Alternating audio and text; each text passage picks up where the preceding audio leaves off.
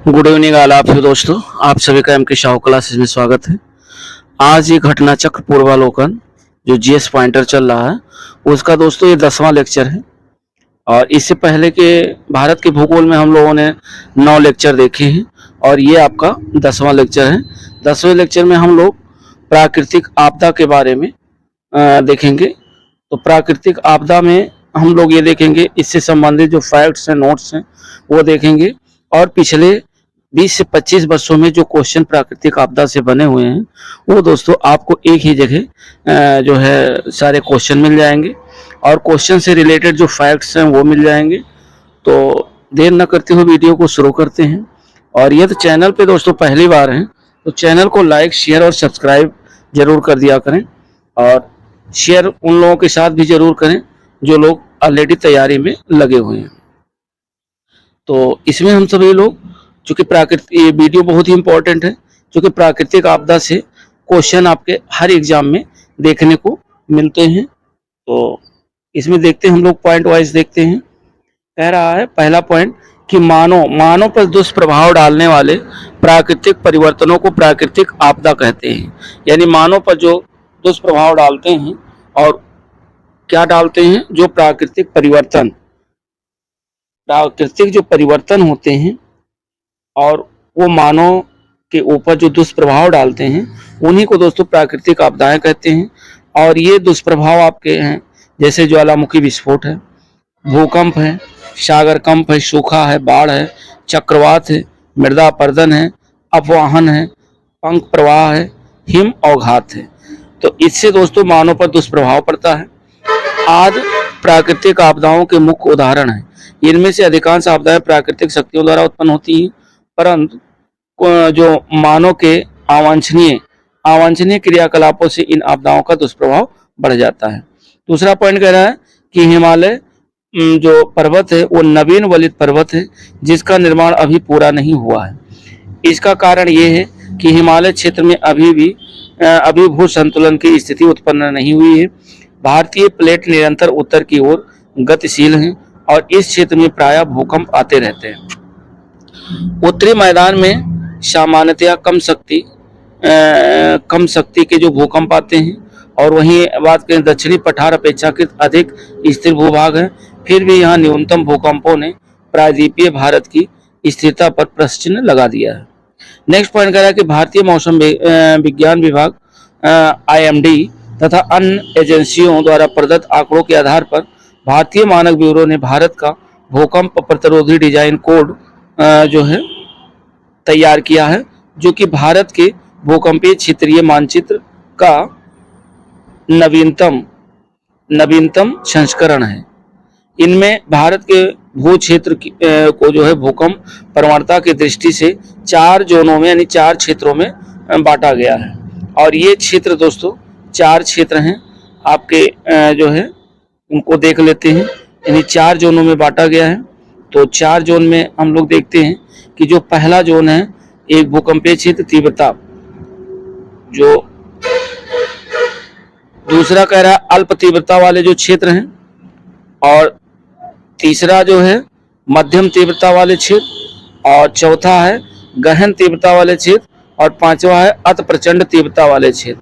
तो इन क्षेत्रों में हम लोग देखते हैं कि जो क्षेत्र 5 है इस क्षेत्र में IS कोड के तहत क्षेत्र कारक 0.36 दिया गया है। अर्थात इस क्षेत्र में किसी संरचना पर भूकंप के फलस्वरूप गुरुत्वीय त्वरण का 36% तक क्षैतिज त्वरण अनुभूत हो सकता है। ये अत्यधिक उच्च क्षति जोखिम क्षेत्र हैं।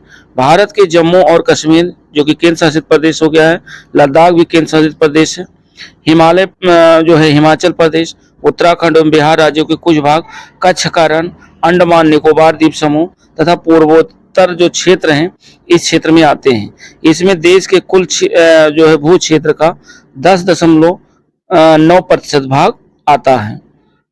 इसी के साथ जो जोन आपका चौथा है यानी चौथा क्षेत्र है, इसका क्षेत्र कारक IS कोड के तहत 0.24 है। देश की राजधानी दिल्ली सहित भारतीय गंगा मैदान क्षेत्र, शेष हिमालय, गुजरात के भाग, महाराष्ट्र का कोयना क्षेत्र एवं सिक्किम इसमें शामिल है। देश के कुल भू क्षेत्र को 17.3% भाग इसमें आता है। और जो थर्ड जोन है इसका जो क्षेत्र कारक है वो 0.18 है। और लक्षद्वीप, पश्चिमी घाट एवं प्रायद्वीपीय भारत का जो भ्रंशित क्षेत्र है तथा उत्तर प्रदेश की राजधानी लखनऊ सहित गंगा मैदानों का दक्षिणी भाग इस क्षेत्र में है। अतः ये क्षेत्र भारत के 30.4% भूभाग को समाहित करता है। सेकेंड जोन जो आपका है वो ये कह रहा है कि इसका क्षेत्र कारक 0.10% है और पूर्व के जो जोन फर्स्ट और सेकेंड को एक में समाहित कर अब जोन सेकंड का निर्धारण किया गया है। इसमें भारत का 41.4% भू क्षेत्र आता है। प्रायद्वीपीय पठार का अधिकांश भाग इसी क्षेत्र में है। कर्नाटक पठार प्रायद्वीपीय पठार के अंतर्गत ही आता है। अतः ये सबसे कम भूकंप प्रभावित मेखला में सम्मिलित है। और अगला पॉइंट हम लोग देखेंगे सुनामी। सुनामी दोस्तों एक जापानी शब्द है, यहाँ से क्वेश्चन बने हुए हैं और ध्यान रखिएगा कि सुनामी एक जापानी शब्द है जो ITSO यानी इट्सो मीन्स इसका होता है कि हार्बर तथा नामी मीन्स वेब से बना है। भारत के जो high powered committee on disaster management की रिपोर्ट 2001 के अनुसार सुनामी समुद्र में भूकंप, भूस्खलन तथा ज्वालामुखी उद्गार जैसी घटनाओं से पैदा होती है। अधिकांश सुनामी समुद्र अंधा स्थल पर आए भूकंपों से पैदा होती है। सुनामी को बंदरगाह लहरें या भूकंपीय समुद्री लहरें भी कहा जाता है। भारत में सुनामी वार्निंग सेंटर का जो है परिचालन जुलाई 2005 में हैदराबाद से किया गया। 26 दिसंबर 2004 को हिंद महासागर में तथा इसके साथ आए सुनामी द्वारा भारत का कोरोमंडल तट सर्वाधिक प्रभावित हुआ था। कोरोमंडल तट का जो विस्तार है वो प्रायद्वीपीय भारत के पूर्वी तट पर उत्तर में फॉल्स डीवी पॉइंट से लेकर दक्षिण में कन्याकुमारी तक है। नेक्स्ट पॉइंट कह रहा है कि भारतीय मौसम विज्ञान विभाग जिसका हेडक्वार्टर नई दिल्ली में, ध्यान रखिएगा कि भारतीय मौसम विज्ञान विभाग का मुख्यालय कहाँ है, नई दिल्ली में। क्वेश्चन यहाँ से बना है। और इसकी स्थापना भी दोस्तों ध्यान रखिएगा 1875 में इसकी स्थापना की गई भारतीय मौसम विज्ञान विभाग की। और ये पृथ्वी विज्ञान मंत्रालय के अधीन एक एजेंसी है। इस पे भी क्वेश्चन बना हुआ है कि भारतीय मौसम विज्ञान विभाग किसके अधीन कार्य करता है या किस मंत्रालय के अधीन कार्य कर रहा है, तो पृथ्वी विज्ञान मंत्रालय के अधीन एक एजेंसी है। और भारतीय उष्णकटिबंधीय मौसम विज्ञान संस्थान तथा मौसम विज्ञान विभाग की ओपन देशक स्तर का कार्यालय जो है वो पुणे में स्थित है। आगे हम लोग देखते हैं कि उल्लेखनीय है कि भारतीय मौसम विज्ञान विभाग का मुख्यालय सर्वप्रथम बनाया गया था कोलकाता में, जिसे 1905 में शिमला और 1928 में पुणे, अंततः वर्ष 1944 में दिल्ली हस्तांतरित किया गया। ये भी ध्यान रखिएगा, किसी नदी या तटीय भाग में उच्च स्तर की उस स्थिति को बाढ़ कहते हैं जिसमें भूमि का कुछ भाग जलमग्न हो जाता है। और मानसून की अनिश्चितता तथा अनियमितता का दूसरा महत्वपूर्ण परिणाम बाढ़ों का आना है। केंद्रीय जल आयोग ने बाढ़ों की गणना करने के लिए बाढ़ पूर्वानुमान संगठन की स्थापना की और इस संगठन ने देश के 22 बाढ़ प्रभावित राज्यों एवं 3 केंद्र शासित प्रदेशों में 328 स्टेशनों को चिन्हित किया और जिनमें सर्वाधिक 44 स्टेशन आपके उत्तर प्रदेश में हैं। उत्तर प्रदेश बाढ़ प्रवण क्षेत्रों को उच्च बाढ़ प्रवण जो है मध्यम बाढ़ प्रवण एवं निम्न बाढ़ प्रवण क्षेत्रों में विभक्त किया जाता है। उच्च बाढ़ प्रवण क्षेत्र में उत्तर प्रदेश के कुल बाढ़ प्रवण क्षेत्र का 48% आता है और उच्च बाढ़ प्रवण क्षेत्र में उत्तर प्रदेश के पूर्वी क्षेत्र को आच्छादित जो है करता है।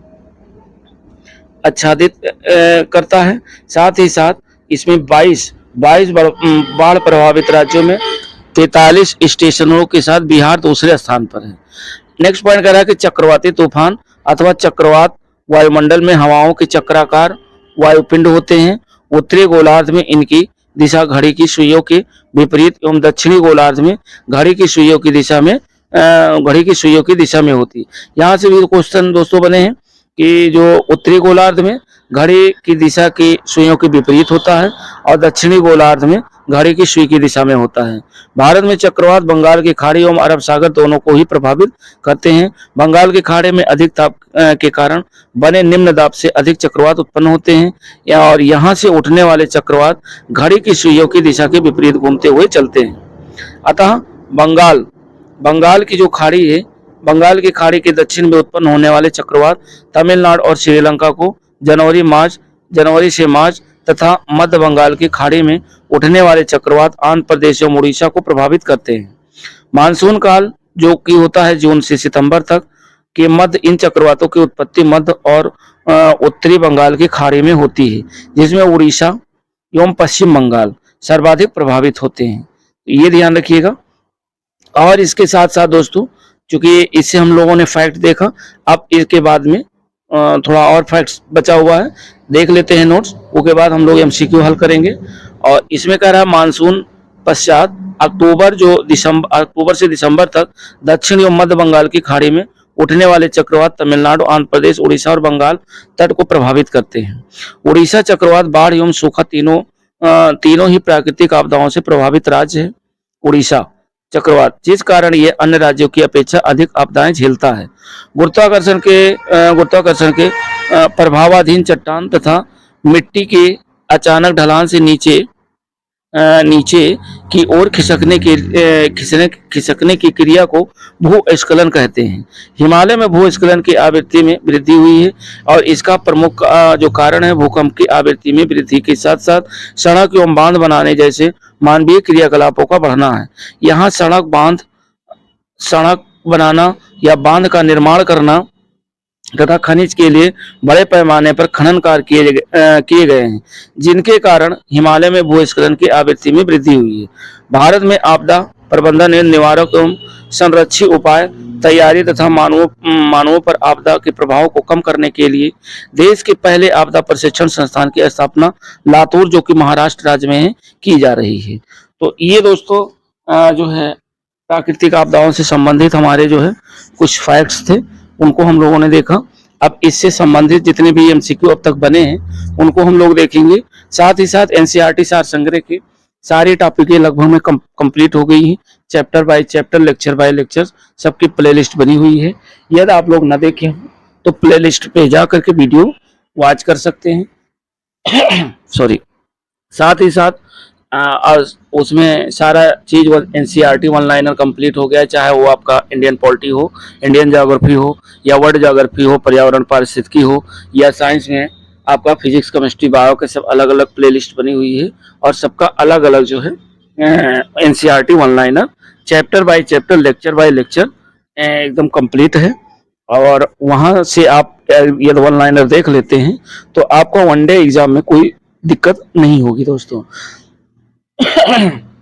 साथ ही साथ अब जैसे अगर वन लाइनर आप पढ़ लेते हैं तो आपका जो कहते हैं कि ना कॉन्फिडेंस लेवल, तो वो बढ़ जाएगा। और साथ ही साथ जब आप इसको करेंगे तो ज्यादा अच्छे से कर पाएंगे। तो देखते हैं दोस्तों प्राकृतिक आपदाओं से पहला क्वेश्चन। और पहला क्वेश्चन कह रहा है कि सन 2004 की जो सुनामी आई थी, सुनामी द्वारा भारत के निम्न तटों में से कौन सर्वाधिक दुष्प्रभावित हुआ, यानी कौन सा क्षेत्र है जो सबसे अधिक प्रभावित हुआ। तो वो दोस्तों है कोरोमंडल तट। कोरोमंडल तट 2004 की सुनामी में सबसे ज्यादा प्रभावित हुआ। और ये आपका क्वेश्चन यूपी आरओ मेंस में 2014 में पूछा गया है। कह रहा कि 26 दिसंबर 2004 को हिंद महासागर में आए सुनामी भारत का कोरोमंडल तट सर्वाधिक दुष्प्रभावित रहा, यानी सबसे अधिक प्रभाव और जो है एक कोरोमंडल तट पर पड़ा। नेक्स्ट दूसरा क्वेश्चन हम लोग देखते हैं। कह रहा हुदहुद एक चक्रवात है दोस्तों, पूछा गया है। हुदहुद चक्रवात से भारत का निम्नलिखित में से कौन सा तटीय क्षेत्र प्रभावित हुआ। तो हुदहुद चक्रवात से जो प्रभावित हुआ वो आपका आंध्र प्रदेश का जो तटीय क्षेत्र है वो प्रभावित हुआ। तो इसमें देखते हैं कि उष्णकटिबंधीय चक्रवात हुदहुद ये दोस्तों अक्टूबर 2014 में बंगाल की खाड़ी में उत्पन्न हुआ। इसमें भारत के आंध्र प्रदेश, उड़ीसा, मध्य प्रदेश, छत्तीसगढ़, उत्तर प्रदेश के साथ साथ नेपाल को भी प्रभावित किया। इस चक्रवात से भारत का आंध्र प्रदेश तक सबसे अधिक प्रभावित रहा। तो इसमें पूछ रहा है कि हुदहुद चक्रवात से भारत का कौन सा क्षेत्र सबसे ज्यादा प्रभावित रहा। तो ये आपका आंध्र प्रदेश का तटीय क्षेत्र। ये भी क्वेश्चन तो ये पूछा गया है, 16 में क्वेश्चन पूछा गया है। नेक्स्ट क्वेश्चन कह रहा है कि भारत में जो सुनामी है, सुनामी वार्निंग सेंटर अवस्थित है। तो भारत में सुनामी वार्निंग सेंटर कहाँ स्थित है? ए विकल्प है चेन्नई, बी है विशाखापट्टनम, और सी विकल्प कह रहा है हैदराबाद, और डी विकल्प है पोर्ट ब्लेयर। तो ये दोस्तों आपका हैदराबाद में स्थित है, यानी भारत में सुनामी वार्निंग सेंटर का परिचालन जुलाई 2005 में हैदराबाद में किया गया। तो राइट ऑप्शन 3 का सी होगा, हैदराबाद। 4 नंबर क्वेश्चन कह रहा है, 4 नंबर कह रहा है कि भारतीय मौसम विज्ञान विभाग स्थापित किया गया। तो ये कहाँ स्थापित किया गया दोस्तों? नई दिल्ली में। वेरी वेरी इंपॉर्टेंट है, और ये पीसीएस में 2012 में पूछा गया है। कह रहा है कि भारतीय मौसम विज्ञान विभाग का मुख्यालय नई दिल्ली है। तो वर्ष जो है 1875 में स्थापित इस विभाग का मुख्यालय सर्वप्रथम कलकत्ता में स्थापित किया गया, और 1905 में इसे शिमला लाया गया, 1928 में इसे पुणे स्थापित किया गया, तथा 1944 में इसे दिल्ली हस्तांतरित किया गया। तो ये भी इससे संबंधित फैक्ट ध्यान रखिएगा। और अगला 5 नंबर जो क्वेश्चन है, तो ये 4 नंबर का राइट ऑप्शन आपका ये है, नई दिल्ली। और 5 नंबर क्वेश्चन जो कि कोड पे आधारित है, हम लोग देखते हैं 5 नंबर क्वेश्चन। 5 नंबर क्वेश्चन कह रहा है, 5 नंबर जो क्वेश्चन है वो आपका कह रहा है कि सूची फर्स्ट प्राकृतिक आपदा दी हुई है, सूची सेकंड में प्रदेश दिया हुआ है, और इसको सुमेलित करना। सूची फर्स्ट प्राकृतिक आपदा से, सूची सेकंड जो है प्रदेश से संबंधित है। तो कह रहा है कि बाढ़ दोस्तों, ये एक तरफ बाढ़, भूकंप, सूखा, चक्रवात, और इधर प्रदेश दिया हुआ हिमालय का गिरपत क्षेत्र, झारखंड तथा उत्तरी उड़ीसा, उत्तर प्रदेश तथा बिहार के मैदान, और मध्य पूर्वी भारत। तो इसमें हम लोग देखते हैं कि जो इसमें ये दे रखा है कि बाढ़ आपके सबसे ज्यादा कहाँ आते हैं? तो बाढ़ सबसे ज्यादा आपके उत्तर प्रदेश तथा बिहार के मैदानी क्षेत्र में आते हैं। तो ए का जो है तीसरा होगा। और दूसरा कह रहा है भूकंप सबसे ज्यादा हिमालय के गिरपत क्षेत्र में आता है। तो बी का फर्स्ट हो जाएगा। और सी है कि जो सूखा दोस्तों होता है, सूखा सबसे ज्यादा आपका मध्य पूर्वी भारत में होता है, और चक्रवात आपके झारखंड तथा उत्तरी उड़ीसा क्षेत्रों में ज्यादा देखने को मिलता है। तो ये आपका इस हिसाब से ना कि 3-1-4-2 राइट ऑप्शन आपका बी विकल्प है, 3-1-4-2। तो 5 नंबर का जो राइट ऑप्शन है वह भी सही है। इसमें हम लोग कुछ फैक्ट देख लेते हैं। फैक्ट से कह रहा है कि वर्तमान में देश के 22 बाढ़ प्रभावित राज्यों में 3 केंद्र शासित प्रदेशों में 328 स्टेशन को चिन्हित किया गया है, जिनमें सर्वाधिक 44 स्टेशन आपके उत्तर प्रदेश, 43 स्टेशन बिहार दूसरे स्थान पर है। भारत में भूकंप प्रभावित क्षेत्र में हिमालय एवं गिरपत क्षेत्र, उत्तर पूर्वी भारत, सिंधु गंगा बेसिन, काम्बे और कच्छ का रण तथा अंडमान एवं निकोबार द्वीप समूह इसमें शामिल हैं। सूखा से सर्वाधिक जो प्रभावित क्षेत्र है वो आपका मध्य पूर्वी भारत है, और चक्रवात सामान्य रूप से भारत के पूर्वी तट को प्रभावित करते हैं, कुछ पश्चिमी तट पर भी अरब सागर में भी आते हैं।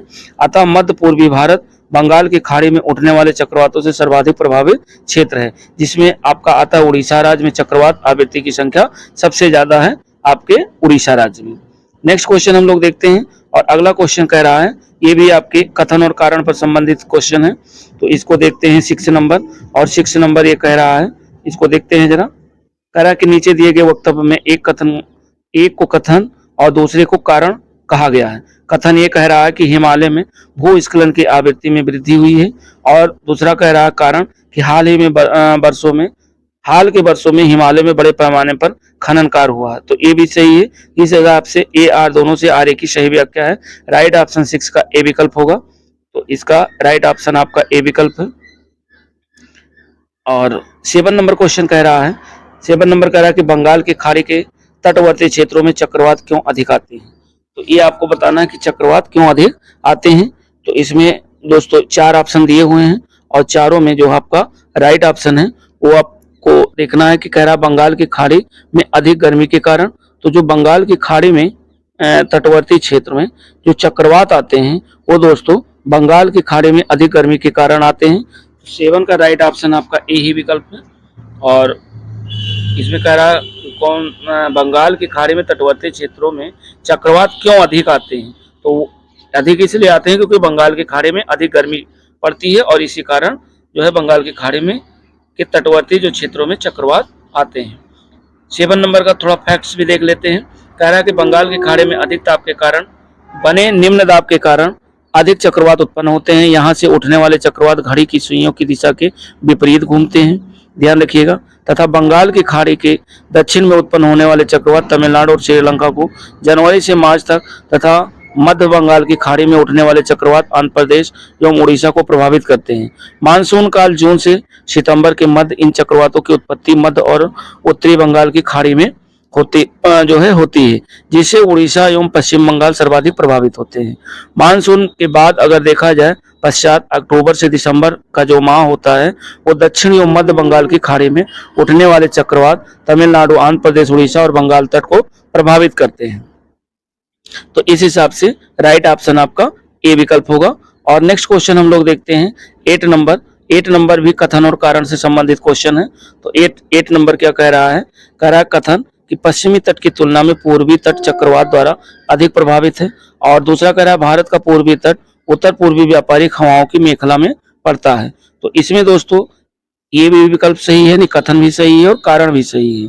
बट कथन और कारण यानी इसका राइट ऑप्शन ये होगा, बी वाला विकल्प होगा कि ए और आर दोनों सही है, परंतु आर ए की सही व्याख्या नहीं कर रहा है। सही दोनों है लेकिन ए जो है आर ए की व्याख्या नहीं करता है। तो 8 नंबर का जो राइट ऑप्शन होगा वह बी विकल्प होगा।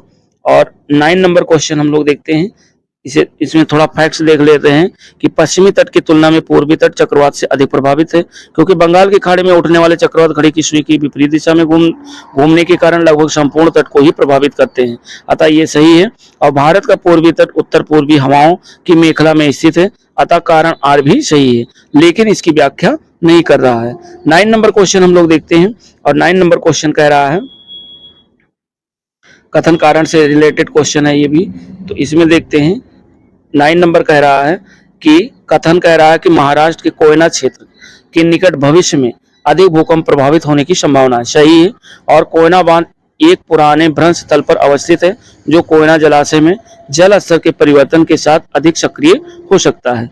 तो यहाँ पर भी चूंकि कथन और कारण दोनों सही है और कारण कथन की व्याख्या कर रहा है, यानी ए आर दोनों सही है और आर ए की सही व्याख्या भी है। तो राइट ऑप्शन 9 नंबर का होगा ए विकल्प। 10 नंबर में हम लोग चलते हैं और 10 नंबर क्वेश्चन आपका कह रहा है कि निम्नलिखित राज्यों में किसमें सर्वाधिक प्राकृतिक आपदाएं आती हैं, ये आपको बताना है। वेरी वेरी इंपॉर्टेंट क्वेश्चन है और ध्यान रखिएगा। तो इसमें दोस्तों उड़ीसा राज्य, अभी हम लोगों ने फैक्ट्स में भी पढ़ा है कि उड़ीसा राज्य ये सबसे ज्यादा प्राकृतिक आपदाओं को जो है झेलता है। तो ध्यान रखिएगा, इंपॉर्टेंट क्वेश्चन है उड़ीसा। 10 के बाद हम लोग 11 नंबर क्वेश्चन पे देखते हैं। 10 में फैक्ट कह रहा है कि उड़ीसा चक्रवात, बाढ़ एवं सूखा तीनों ही प्राकृतिक आपदाओं से प्रभावित राज्य है, जिस कारण ये अन्य राज्यों की अपेक्षा अधिक प्राकृतिक आपदाएं झेलता है। और 11 नंबर क्वेश्चन कह रहा है कि देश के पहले आपदा प्रबंधन प्रशिक्षण संस्थान की स्थापना कहाँ की जा रही है, और वो है तो वो दोस्तों लातूर आपके महाराष्ट्र में की जा रही है। देश के पहले आपदा प्रबंधन प्रशिक्षण संस्थान की स्थापना पूछ सकता है, देश के पहला प्रबंधन आपदा प्रशिक्षण संस्थान की स्थापना कहाँ की गई? तो महाराष्ट्र में, और महाराष्ट्र के दोस्तों लातूर जिले में। तो प्रश्न काल में देश के पहले आपदा प्रबंधन प्रशिक्षण संस्थान की स्थापना लातूर महाराष्ट्र में की जा रही थी। और 12 नंबर क्वेश्चन कह रहा है कि भारत का निम्नलिखित में से कौन सा क्षेत्र उच्च तीव्रता की भूकंपीय मेखला में नहीं आता है? तो ये आपका दोस्तों कर्नाटक का पठार जो है ये उच्च तीव्रता भूकंपीय मेखला में नहीं आता है। कर्नाटक का पठार, बाकी उत्तराखंड, कच्छ और हिमाचल प्रदेश ये तीनों आ रहे हैं। और क्वेश्चन इंपॉर्टेंट है, पूछा गया है, देख लेते हैं कि भारतीय मौसम विज्ञान विभाग तथा अन्य एजेंसियों द्वारा प्रदत्त आंकड़ों के आधार पर भारतीय मानक ब्यूरो ने भारत का भूकंप प्रतिरोधी डिजाइन कोड जो है तैयार किया है, और जो कि भारत के भूकंपीय क्षेत्रीकरण मानचित्र का नवीनतम संस्करण है। इसमें भारत के भू क्षेत्र को भूकंप प्रवणता की दृष्टि से 4 जोनों में बांटा गया है। और ये 4 जोन आपके ये हैं कि पहला जो जोन है वो अल्प तीव्रता क्षेत्र, और भूकंपीय जो क्षेत्र अल्प तीव्रता क्षेत्र जिसमें तीव्रता है, और दूसरा है जो है मध्यम तीव्रता क्षेत्र, फिर गहन तीव्रता क्षेत्र, फिर अति प्रचंड तीव्रता क्षेत्र, और छठा है या कम, और 7वां है एनी डैमेज टू बिल्डिंग्स, और 8वां आपका है ये है डिस्ट्रक्शन ऑफ बिल्डिंग, और 9वां है एवं अधिक यानी वेरी हाई डैमेज, ये सबसे ज्यादा। तो इसमें जो जोन आपका पांचवा है, पांचवा जो जोन है, इस क्षेत्र के IS कोड के तहत क्षेत्र कारक का जो है 0.36 दिया गया है, अर्थात इस क्षेत्र में किसी संरचना पर भूकंप के फलस्वरूप गुरुत्वीय त्वरण का 36% तक क्षैतिज त्वरण अनुभूत हो सकता है। ये अत्यधिक उच्च क्षति जोखिम क्षेत्र है और भारत के जम्मू कश्मीर तथा लद्दाख केंद्र शासित प्रदेश, हिमाचल प्रदेश, उत्तराखंड, बिहार राज्यों के कुछ भाग तथा कच्छ का रण, अंडमान निकोबार द्वीप समूह तथा पूर्वोत्तर क्षेत्र में आते हैं। इसमें देश के कुल भू क्षेत्र का 10.9% भाग ये कवर करता है। आगे हम लोग देखते हैं क्षेत्र जो चौथा है आपका, फोर्थ जोन है, इसका क्षेत्र कारक IS कोड के तहत 0.24 है, जो कि देश की राजधानी दिल्ली सहित भारतीय गंगा मैदान क्षेत्र, शेष हिमालय, गुजरात के भाग, महाराष्ट्र का कोयना क्षेत्र एवं सिक्किम इसमें शामिल है। देश के कुल भू क्षेत्र का 17.3% इसमें आता है।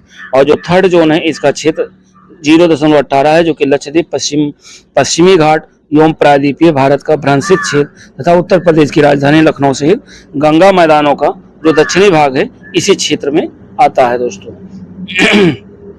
और जो सेकंड जोन है वो कह रहा है कि इसका क्षेत्र कारक 0.10 है, जो कि पूर्व के जोन फर्स्ट एवं सेकंड को एक में समाहित करता है। और जोन सेकंड का निर्धारण किया गया है, इसमें भारत का 41.4% भू क्षेत्र आता है और प्रायद्वीपीय पठार का अधिकांश भाग इसी क्षेत्र में है। कर्नाटक पठार प्रायद्वीपीय पठार के अंतर्गत ही है, अतः ये सबसे कम भूकंप प्रभावित मेखला में शामिल किया गया है आपका कर्नाटक पठार।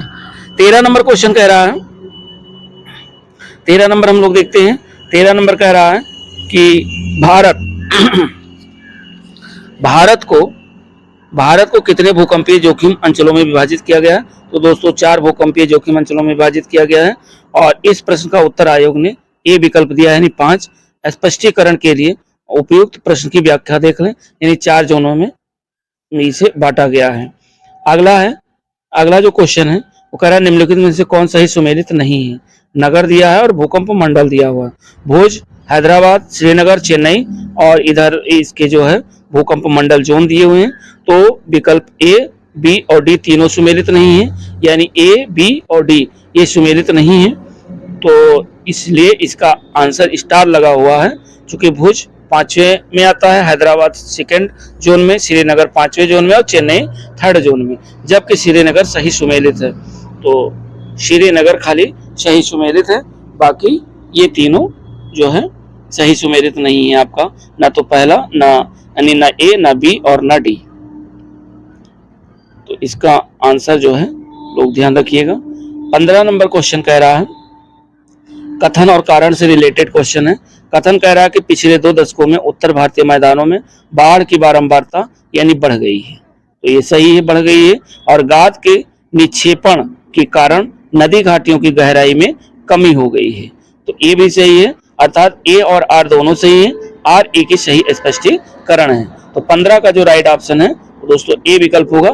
16 नंबर क्वेश्चन हम लोग देखते हैं, और 16 नंबर क्वेश्चन कह रहा है कि भारत का सबसे अधिक बाढ़ग्रस्त राज्य कौन सा है? तो ये आपका इन 4 राज्यों में सबसे ज्यादा बाढ़ आपके बिहार में आता है। बिहार भारत का सर्वाधिक बाढ़ग्रस्त राज्य है। अगला 17 नंबर क्वेश्चन कह रहा है कि उत्तर प्रदेश के निम्न से कौन सा क्षेत्र सबसे अधिक बाढ़ से प्रभावित क्षेत्र है? ये आपको बताना है। 4 विकल्प दिए हुए, तो इसका जो पूर्वी क्षेत्र है उत्तर प्रदेश का, वो सबसे ज्यादा बाढ़ से प्रभावित क्षेत्र है। उत्तर प्रदेश में बाढ़ प्रवण क्षेत्रों में उच्च बाढ़ प्रवण, मध्यम बाढ़ प्रवण एवं निम्न बाढ़ प्रवण क्षेत्रों में विभक्त किया गया है। उच्च बाढ़ प्रवण क्षेत्रों में उत्तर प्रदेश के कुल बाढ़ प्रवण क्षेत्र का लगभग 48% आता है, और उच्च बाढ़ प्रवण क्षेत्र में उत्तर प्रदेश के पूर्वी क्षेत्र को आच्छादित करता है। तो ये 17 का राइट ऑप्शन बी विकल्प होगा। 18 नंबर जो क्वेश्चन आपका है वो देखिए, इसमें कह रहा है कि निम्नलिखित में से कौन सा कथन सही है? प्राकृतिक आपदाएं सबसे अधिक क्षति विकासशील देशों में करती हैं। भोपाल गैस त्रासदी मानव निर्मित थी, और भारत आपदा युक्त देश है, और मैंग्रोव चक्रवातों का प्रभाव है कम करते हैं। जो मैंग्रोव हैं वो चक्रवातों का प्रभाव कम करते हैं। अब इसमें से राइट ऑप्शन दोस्तों आपको बताना है कि ए विकल्प सही है, बी विकल्प सही है, या इसमें और दिया हुआ है सी विकल्प या डी विकल्प। तो इसमें चूंकि स्टार लगा हुआ है, इसमें हम लोग देख लेते हैं कि क्या इसमें सही है। तो इसमें कह रहा है इस क्वेश्चन में कि कौन सा सही है, तो इसमें भी स्टार लगा हुआ है। देखते हैं इसमें फैक्ट्स में क्या दिया है कि प्राकृतिक आपदाओं के कारण सर्वाधिक क्षति विकासशील देशों में होती है। भोपाल गैस त्रैसदी यह मानवीय चूक का परिणाम थी, ये भी सही है। गौरतलब है कि 2-3 दिसंबर 1984 को, ध्यान रखिएगा कि भोपाल गैस त्रासदी की घटना 1984 में हुई। कई बार क्वेश्चन पूछा गया कि कब घटना घटी, कहाँ घटना घटी, तो भोपाल में घटी। और कौन सी गैस जो है के रिसाव के कारण हुआ, तो ये यूनियन कार्बाइड इंडिया लिमिटेड एक कंपनी थी कि कीटनाशक प्लांट में मिथिल जो है, इसमें ये कह रहा है कि मेथिल आइसोनाइट इस गैस का रिसाव हुआ था, जिसके कारण 1984 में भोपाल में गैस त्रासदी की एक घटना घटी और नामक जहरीली गैस के रिसाव के कारण हजारों यानी लगभग 3800 लोगों की मृत्यु हो गई। मैंग्रोव वन अपनी मजबूती और फैली हुई जड़ों के कारण चक्रवातों का प्रभाव कम करते हैं और भारत प्राकृतिक आपदाओं के लिए बेहद संवेदनशील सुवेद देश है। तो इस हिसाब से अगर देखा जाए, यूएनडीपी ने भी भारत को विश्व के 10 सर्वाधिक आपदा प्रवण क्षेत्रों में से एक घोषित किया है। तो कथन 3 में उल्लिखित है कि भारत आपदा युक्त देश है, जो कि सत्य प्रतीत होता है। हालांकि इस प्रश्न के अंग्रेजी संस्करण में कथन 3 में उल्लिखित है कि India is a disaster free यानी आपदा मुक्त कंट्री है, जो कि असत्य है। अतः स्पष्ट है कि प्रश्न के अंग्रेजी संस्करण के अनुसार कथन 1, 2, 4 सही है, जबकि कथन 3 असत्य है। तो 1, 2, 4 अगर हम इसमें देखते हैं तो 1, 2, 4 किसी में है नहीं, इसलिए इसमें स्टार लगा हुआ है। 1, 2, 4 अर्थात 1, 2, 4 यह है आपका। तो इस हिसाब से राइट ऑप्शन आपका सी विकल्प होगा। और 19 नंबर क्वेश्चन आपका कह रहा है, 19 नंबर कोड पर आधारित है, तो इसको हम लोग देखते हैं। 19 नंबर जो है कोड पे आधारित प्रश्न है। इसमें सूची फर्स्ट में कह रहा प्राकृतिक आपदा और सूची सेकंड में कह रहा प्रभावित क्षेत्र या प्रदेश।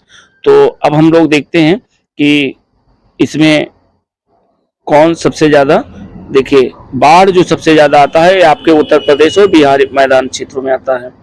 तो ए का तो दूसरा सही है।